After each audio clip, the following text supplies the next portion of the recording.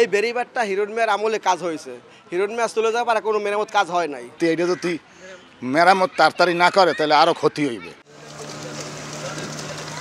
রেমালের আঘাতে বরিশাল নগরের সিটি মার্কেট এলাকায় ভেঙে চুরে একাকার শহর রক্ষা বাঁধ। পরিস্থিতি সামাল দিতে তড়িঘড়ি করে জিও ব্যাগ ফেলেছে বরিশাল পানি উন্নয়ন বোর্ড, তবে তাতে ভাঙন থামেনি।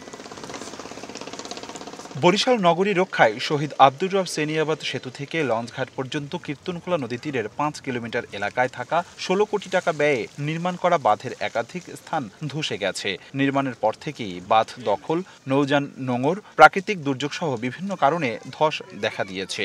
বাঁধে ভাঙন ও ফাটল দেখা দেয় আতঙ্ক স্থানীয়রা। নদীর পাড়ের যে বাঁধ এইগুলা অসম্ভব ভেঙে গেছে এবং মনে করেন জায়গায় জায়গায় অনেক ক্ষতি হয়েছে। এই বেরিবারটা হিরণ মিয়ার আমলে কাজ হয়েছে।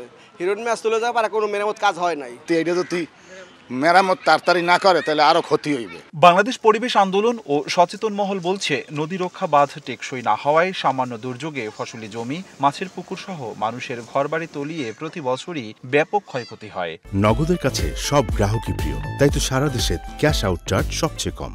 বাঁধটা সেভাবে সুরক্ষিত না এবং অল্পতেই মানুষ নিম্নাঞ্চলের এই পানিগুলোর মধ্যে নিমজ্জিত হয়। যেহেতু ফাটল দেখা দিয়েছে, সুতরাং যেটা করা হয়ে গেছে সেটিকে মেরামত যাতে করা হয় এবং যাতে সেটি রক্ষা পায় তার ব্যবস্থা করা এখনই প্রয়োজন। এদিকে শহর রক্ষা বাঁধ ঝুঁকিতে থাকায় উদ্বেগ জানিয়েছেন সিটি মেয়র, আর সংস্কার ও সমাধানে কার্যকরী উদ্যোগ নেওয়ার আশ্বাস পানি উন্নয়ন বোর্ডের। সব ডিপার্টমেন্টগুলোকে এই শহরের সাথে আমাদের যাদের যাদের সম্পর্ক তাদেরকে প্রত্যেকে আমরা অবগত করছি। প্রকল্পের আওতায় আমরা এই বরিশালের এলাকা সুরক্ষার জন্য আমরা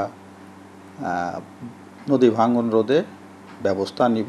পানি উন্নয়ন বোর্ডের তথ্যমতে রেমালে আঘাতে বরিশাল বিভাগের ৬ জেলার ৩৮৮টি পয়েন্টে ৮০ কিলোমিটার বাঁধ ক্ষতিগ্রস্ত হয়েছে। এর মধ্যে ১৮ কিলোমিটার বাঁধ মেরামত করা হয়েছে। এছাড়া ৩৭ কিলোমিটার বাঁধের মেরামত কাজ চলছে। অপূর্ব অপু, সময় সংবাদ, বরিশাল।